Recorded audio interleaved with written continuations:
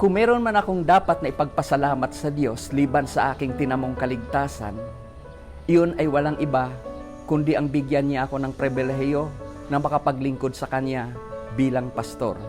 Totoo po na mula nang maborn again ako, pangarap ko na talaga, hangad ko nga po talaga na maglingkod sa Kanya. Pero ni minsan, hindi pumasok sa aking kaisipan that later on, ako pala ay tatawagin niya bilang isa sa mga pastor ng Holy Trinity Bible Church. Sa aking paglilingkod bilang pastor ng HTBC, ay nakita ko, nasaksihan ko kung paano gumawa ang kaaway upang sirain, wasakin ang ating gawain. Salamat kay Lord. He miraculously delivered us from this. And I believe, kaya niya tayo iningatan sa gawang ito ng kaaway kasi hindi pa tayo tapos sa ating purpose, sa ating mission, and that is to bring the message of life into this dying world. Nagpapasalamat ako kay Lord na ginamit niya ang HTBC family upang ako ay maabot. Na maharinig ko yung tungkol sa pag-ibig niya. At actually, hindi lang marinig ko kundi yung maranasan ko ang pag-ibig niya. Marinig ko yung mabuting balita ng kaligtasan. At eto ngayon yung resulta, I have the privilege to worship Him. I have the privilege na siya ay paglingkuran. At ginamit ng Lord ang HTBC family upang ako po ay i-groom, upang ako ay turuan, ituwid, at i-develop sa iba't ibang areas ng aking buhay. Higit sa lahat, ito yung pinakamahalaga, yung nakilala ko siya at ito ngayon nasa proseso ng paghubog niya at patuloy na may privilege na siya ay bigyan ng kaluwalhatian sa aking buhay. Ako po ay nagpapasalamat sa Panginoon at ako po ay naging bahagi ng gawain ito dahil unang-una, marami pong pagbabago ang ginawa ng Panginoon sa buhay ko. Unang-una, yung commitment, natuto po ako ng commitment. Higit sa lahat, unti-unti po ay hinuhubog ng Panginoon. Katulad po nung ako ay na-ordain, ang inabangan ko po ay yung salita ng Diyos na lalabas sa ating labi ng ating head pastor. At sabi niya, ipagpapatuloy mo ang pag-ibig mo sa mga tao. Yun po ay isang utos na imposible. Sabi ho ng ating pastor, yun po imposible. Pero sa tulong ng Panginoon, yun po ay magagawa. Kaya ang pinagpapasalamat ko sa Diyos dahil yung pong salitang yon ang nagbigay po ng direksyon sa aking buhay. Patuloy po ako nagpapasalamat sa kabutihan ng Diyos sa patuloy niyang paghubog sa aking buhay. At kinikilala ko po ito, ang lahat na ito ay nagmumula sa Panginoon.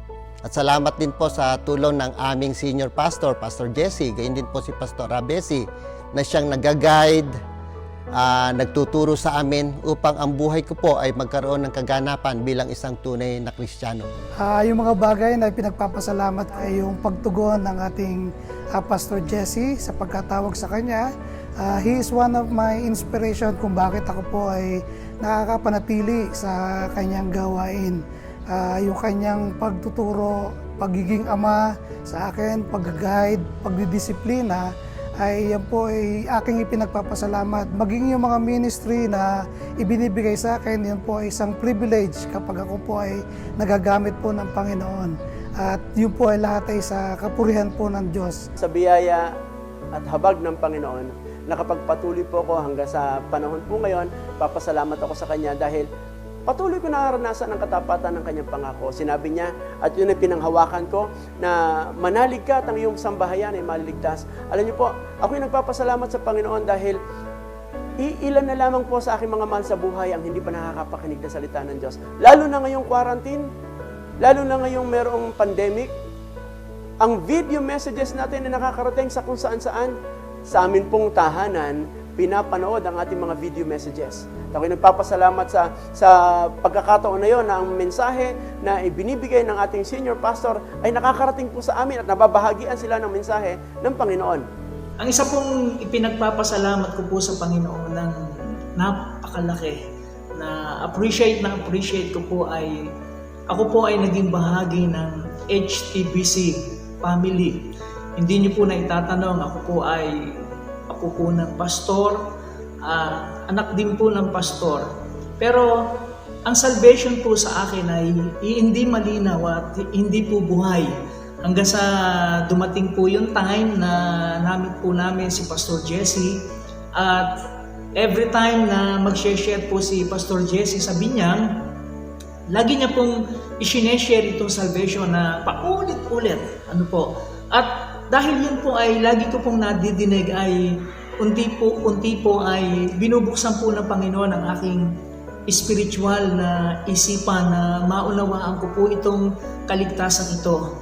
Labis po ako nagpapasalamat sa ating mahal na Diyos at sa ating senior pastor dahil inilagay ni Lord sa puso ni Pastor Jesse na pangasiwaan ko po ang gawain ng HTBC sa lugar na ito upang ihatid sa mga tao ang mabuting balita ng ating Panginoon upang sila ay magkaroon ng pag-asa, magbago ang pananaw, at magkaroon ng direksyon ang buhay at higit sa lahat ay magkaroon ng personal na relasyon sa ating Panginoon. Labis po ako nagtitiwala at nananampalataya na sa kabila po ng pandemic na pinagdaraanan ng mundong ito, ang ating Panginoon ay mayroon pa rin magandang purpose o plano na hindi nagbabago upang tayo po ay bigyan ng pag-asa para sa ating hinaharap.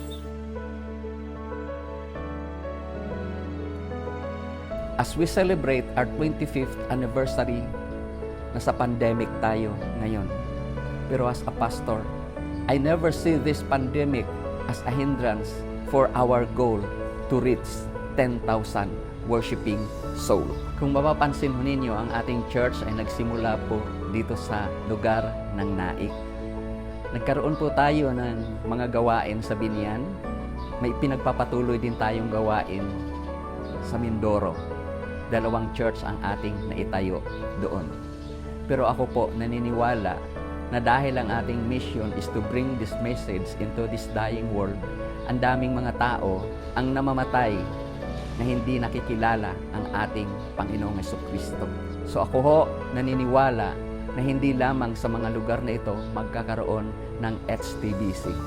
Naniniwala ako na sa tulong at sa biyaya ng ating Panginoon, saan mang lugar na nangangailangan ang tao ng kaligtasan, ako ay nagtitiwala na sa tulong ng Diyos, magkakaroon tayo ng gawain sa mga lugar na iyon. Sa nakikita ko po, these days, ang church ay kanyang pinalalakas. Ang church ay kanyang itunutuwid.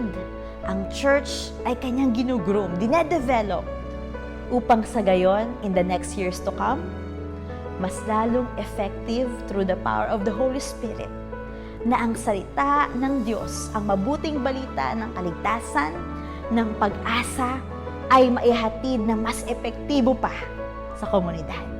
And I believe that many more disciples will be made. At marami pa tayong magiging kaisa na mag-rejoice sa presence ng Lord, na siya ay sambahin, na siya ay papurihan, siya ay luwalhatiin. Hindi lang sa ating pagkasama-sama, yes, sa ating pagkasama-sama, at hindi lang yon, kundi individually sa buhay ng bawat isa. And I also believe, marami pa po tayo magiging mga kaisa na lumakad sa pathway na inilaan ng Lord sa HTBC family o sa ating church vision mula sa Diyos. Nananampalataya po ako na sa mga susunod pang taon, ang ating pong gawain ay patuloy na lalago. Bakit ko po nasabi? Katulad po ngayon na meron tayong pinagdadaan ng pandemic, ang church po natin ay naka-lockdown o quarantine. Alam niyo po, ang ating mga manggagawa o tayo po na manggagawa, hindi naman po tayo tumitigil sa paggawa, hindi naman po tayo tumitigil sa paglilingkod sa Panginoon. Kaya nananampalataya ako na sa mga susunod pang taon, mas lalo pong magkakaroon ng magandang bunga ang ating pong ginagawa. Dahil ano man ang ating ginagawa na kasama ang Panginoon, nananampalataya po ako na yun ay magkakaroon ng magandang bunga para sa kanyang kaluwalhatian. At ako po'y naniniwala sa mga darating pong mga taon dahil sa patuloy ngang pagkilos ng Panginoon sa pamilya ng HTBC. Ako po ay nagtitiwala na ang 10,000 souls na ibinigay ng Panginoon sa puso ni Pastor Jesse, ito po'y magkakaroon ng kaganapan. At ako'y nagtitiwala rin dahil sa pagkilos ng Panginoon sa mga associates pastors, sa leadership ng church, ganyan din po sa mga workers ng church na tunay na kumikilos dahil sa patnubay ng Panginoon, ito po'y magkakaroon ng kaganapan. Sa nakikita ko po, nagagawin pa ng Panginoon sa ating pong iglesia, dahil ang kanyang pagkilos ay talaga naman pong mahimala. Tremendous na bagay yung kanyang pagkilos. Nakita po natin na kung saan dati lang ipinapanalangin natin na tayo ay magkaroon ng malaking church, ay eto na po siya ngayon at marami ang mga inabutan na ng kanilang pagkamatay. Yung mga henerasyon natin, ito nakita nila, nakikita ko sa darating pang 5 taon dahil ang church ngayon ay gumagamit na ng technology, ibig sabihin ay mas marami na itong naabot. Habang tayo nagbabahagi ng salita ng Diyos, ito'y nakakaabot sa iba't ibang bahagi ng mundo o ng mga bansa. At nakikita ko na mas makikilala pa ang ating gawain. At ito'y marami pang dadalihing kaluluwa at yung mga kabataan natin na ngayon pa lamang uusbong sila ang papalit sa amin sapagkat kami ay matatanda na. Yung mga susunod sa amin, within 5 years, sigurado ako na hindi na sila mahirapan sapagkat na-establish na ang lahat. Yung mga nag-pioneer ng church, ay ito na po yung pinaghirapan nila. Ipagpapatuloy na lamang po ng mga henerasyong darating. Ayun po ay sa kabutihan, pagkilos, kapangyarihan ng Diyos sa patnubay ng banal na Espiritu.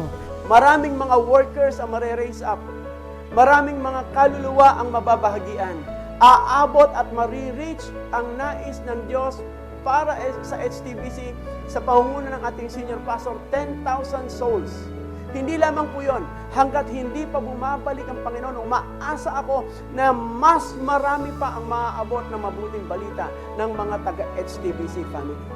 Ang gawain po ng HTBC, ang main, ang outreach, alam ko po na tremendous ang gagawin po ng Panginoon sa mga taon pa na darating dahil ang gawain po natin ng HTBC sa pamamagitan po ni Pastor Jesse, yung mga revelation po sa Kanya, lalong-lalo na salvation, lalong-lalo na yung purpose at yung pag-ibig. Alam ko po na maraming kaluluwa ang maliligtas sa pamamagitan po ng HTBC po. So muli po, Holy Trinity Bible Church, my church family. Happy 25th anniversary. Happy 25th anniversary! Happy 25th anniversary! Happy 25th anniversary! happy 25th year anniversary from us here in Binyan. Happy anniversary po. Happy 25th anniversary! Happy 25th anniversary! And more anniversaries to come. Purihin po ang Panginoon at ang katagumpayan po ng HTBC ay sa Diyos po ang kapurihan. Mabuhay po kayo. Pagpalain po tayong lahat ng Panginoon.